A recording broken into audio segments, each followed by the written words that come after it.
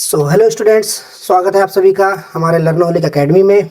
और आज की हमारी ये फर्स्ट क्लास है। और जैसा कि आप सभी को बता दूं एक बार फिर से कि हम एमसीक्यू की फॉर्म में सारा सिलेबस एमसीक्यू की फॉर्म में कवर करने वाले हैं, जिसमें हम हिस्ट्री, पॉलिटी, इकोनॉमी, ज्योग्राफी और साइंस और आगे चल के हम करंट अफेयर भी इसमें कवर कराएंगे आप सभी को। ठीक है स्टूडेंट्स, तो स्टार्ट करने से पहले बता दूं कि हमारा जो ये एमसीक्यू रहेगा, सारे इंपॉर्टेंट क्वेश्चंस इसमें हम लोग ऐड किए हुए हैं। खुद मैंने अपने विज़न में लेकर के सारे क्वेश्चंस को इसमें ऐड किया है। और आज हमारी पहली क्लास है तो हम स्टार्ट कर रहे हैं हिस्ट्री से। और हिस्ट्री में भी हम स्टार्ट कर रहे हैं मॉडर्न हिस्ट्री से। बेसिकली क्या करते हैं लोग, एंसेंट कवर करते हैं, फिर मिडिवल आते हैं, फिर मॉडर्न में आते हैं। लेकिन हम लोग ऐसा नहीं करेंगे, हम लोग करेंगे पहले मॉडर्न हिस्ट्री से। बिकॉज सबसे ज़्यादा क्वेश्चन अगर हिस्ट्री में किसी पार्ट से पूछा जाता है तो वो मॉडर्न हिस्ट्री से है। चाहे वो कोई भी वनडे एग्जाम हो, कहीं से भी हो, तो मॉडर्न हिस्ट्री से ही सारे क्वेश्चंस पूछे जाते हैं। ठीक है फ्रेंड्स, तो हम लोग सबसे पहले मॉडर्न हिस्ट्री से कवर करेंगे, स्टार्ट करेंगे, और उसके बाद फिर धीरे धीरे मिडिवल में और एंसेंट में जाएंगे। ठीक है, तो चलिए पढ़ाई करते हैं। पहले हम यूरोपियन को लाएंगे अपने देश में, फिर उसके बाद उनको वापस भगाएंगे। ठीक है, तो चलिए हम स्टार्ट करते हैं। इसमें मोस्ट इंपॉर्टेंट 50 क्वेश्चन है, बहुत ही इंपॉर्टेंट क्वेश्चन है, इसको जरूर देखिएगा पूरा। ठीक, चलो स्टार्ट करते हैं। तो चलिए, पहला क्वेश्चन है, वास्को डी गामा भारत कब पहुंचा। बेसिक क्वेश्चन है। तो चार ऑप्शंस है, 1492 में, 1498 में, 1505 में, 1505 में या 1510 में। तो इसका आंसर है, आप सभी को पता ही होगा, 1498 में, 1498 में जो है वास्को डी गामा भारत पहुंचा। कहाँ पहुंचा था? कालीकट में पहुंचा था। ठीक है स्टूडेंट्स, थोड़ा थोड़ा मैं आपको इसमें डिस्क्राइब भी करता रहूँगा, ज़्यादा नहीं बताऊँगा, क्योंकि सारे जो भी डिस्कशन है हम सारे उसके क्वेश्चन की फॉर्म में मैंने इसमें कवर किया है। ठीक है, तो पहला क्वेश्चन कंप्लीट। ठीक है, इसके आंसर भी इसमें साथ साथ है, इसको आप लगा भी सकते हो साथ में। और दूसरा क्वेश्चन है, वास्को डी गामा भारत में कहाँ उतरा था। ठीक है स्टूडेंट्स, तो वास्को डी गामा भारत में कहाँ उतरा था? तो वास्को डी गामा उतरा था भारत में कालीकट में। कालीकट बंदरगाह है, वहाँ पे उतरा था। ठीक है,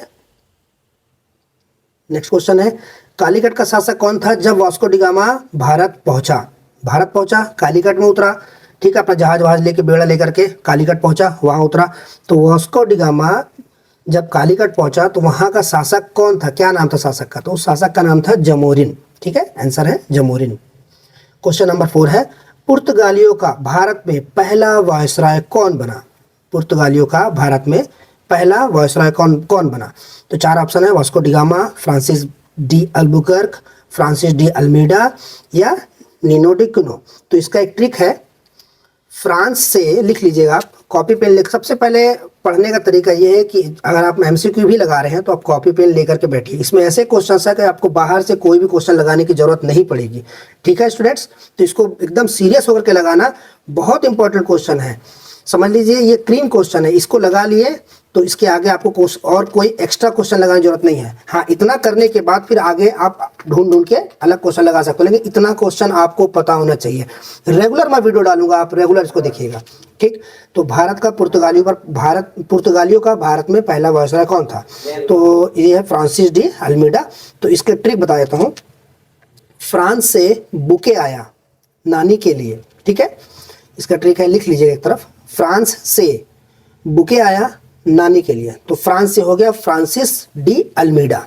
ठीक है, बुके आया तो अल्बुकर्क, फ्रांस से बुके आया नानी के लिए, तो नानी से नानी डुकुना। ठीक है, इसमें ऑप्शन में आएगा आगे। ठीक है, फ्रांसिस डी अल्मीडा कब वायसराय बना? ठीक है, तो इसका आंसर है 1505 में। फ्रांसिस डी अल्मीडा कब वायसराय बना? 1505 में। अल्बुकर्क ने गोवा पर कब्जा किस वर्ष किया? तो अल्बुकर्क ने गोवा पर कब्जा किया था 1510 में।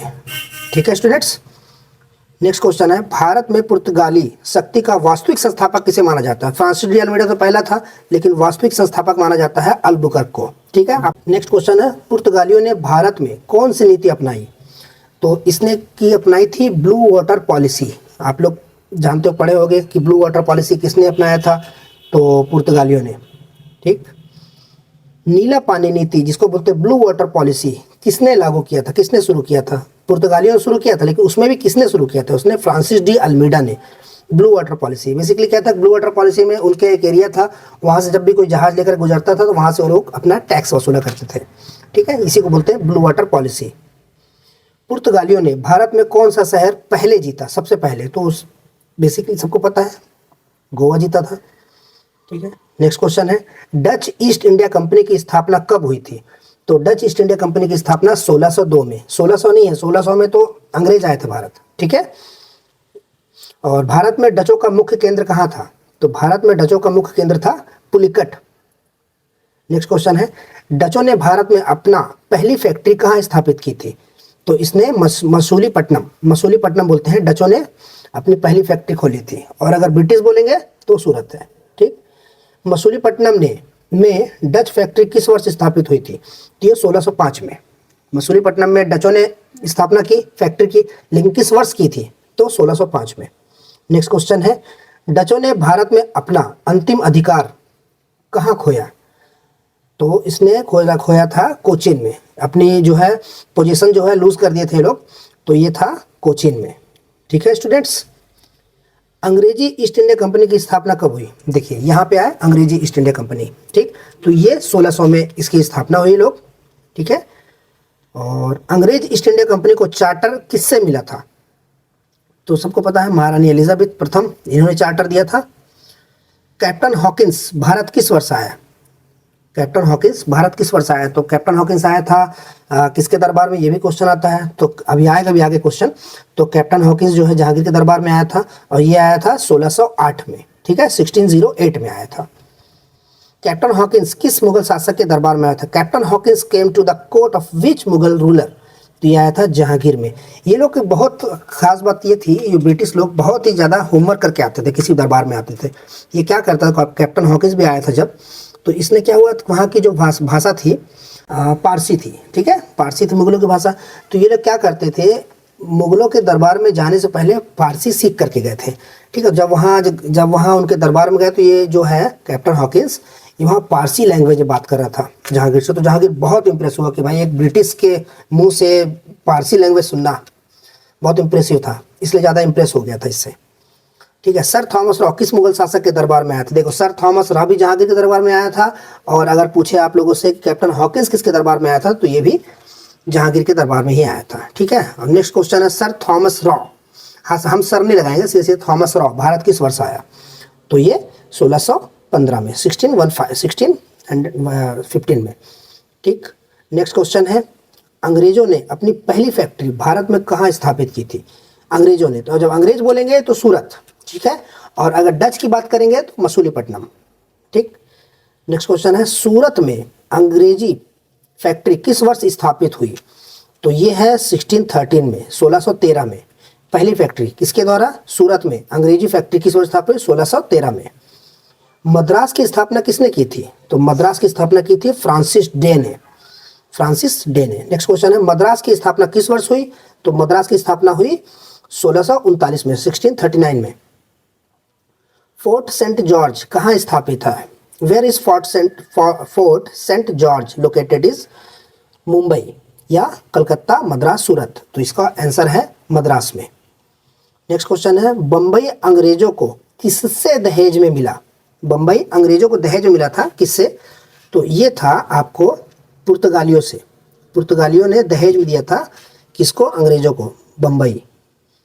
चार्ल्स द्वितीय को बंबई दहेज में किस वर्ष मिला? चार्ल्स द्वितीय को मिला था बंबई दहेज में, तो ये मिला है 1661 में।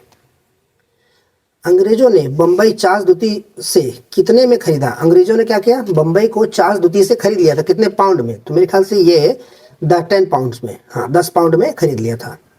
बहुत इंपॉर्टेंट क्वेश्चन है स्टूडेंट्स, बहुत कंसंट्रेशन के साथ इसको लगाना बहुत इंपॉर्टेंट है। इससे अलग से कोई क्वेश्चन नहीं आता है। यही वो मेन क्वेश्चन है जो आते हैं। इतना पहले याद कर लो, इसके बाद आप आगे जा करके नेक्स्ट क्वेश्चन और डीपली लगाना। और अगर आप लोग को नीड रहेगी और भी कोई डाउट रहेगा तो मुझे कमेंट बॉक्स में जरूर बताना। मैं सारे जो आपके डाउट है उसे क्लियर करूंगा। और भी अगर कुछ आपको टफ क्वेश्चन चाहिए तो मैं टफ क्वेश्चन भी आपके लिए ला कर दूंगा। ठीक है, कलकत्ता की स्थापना किसने की? तो कलकत्ता की स्थापना की थी जॉर्ज चार्नॉक ने। ठीक है, कलकत्ता की स्थापना किस वर्ष हुई? तो कलकत्ता की स्थापना हुई 1690 में, 1690 में। फोर्ट विलियम कहाँ स्थापित है? तो फोर्ट विलियम स्थापित है कलकत्ता में। फ्रांसिस ईस्ट इंडिया कंपनी की स्थापना कब हुई?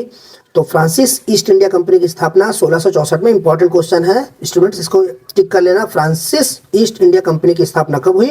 तो 1664 में हुई। फ्रांस में फ्रांसीसियों का मुख्य केंद्र कहाँ था? फ्रांस में फ्रांसीसियों का मुख्य केंद्र कहाँ था?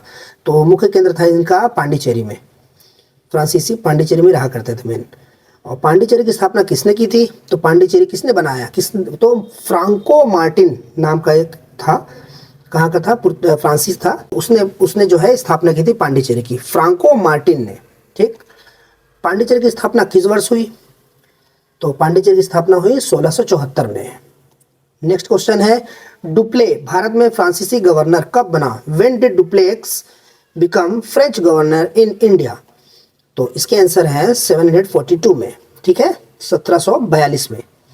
प्रथम कार्नेटिक वॉर कब लड़ा गया? फर्स्ट कार्नेटिक वॉर कब लड़ा गया? तो इसका आंसर है 1746 से 1748।